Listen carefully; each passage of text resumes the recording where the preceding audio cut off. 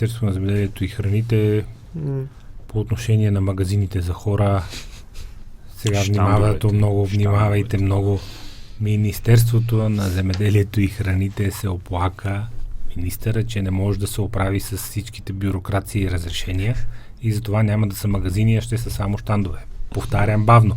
Министерство се оплаква, че не може да се оправи с администрацията и бюрокрацията. Нали? Какъв шанс има всеки, който не е министерство? Разбира се, сигурно има и други причини. Ако министър е излъгал и не са това причините, не е хубаво да се лъже, не ви плащаме за това заплатата.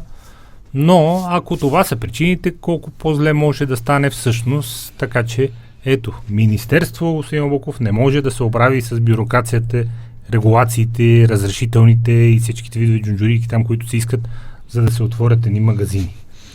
Тук по-добра илюстрация на цялото това нещо, всъщност не знам дали е добра, по-ужасна, трудно може да се направи. Цялото това нещо имам предвид бюрокрацията, регулациите, разрешителните, печатчетата.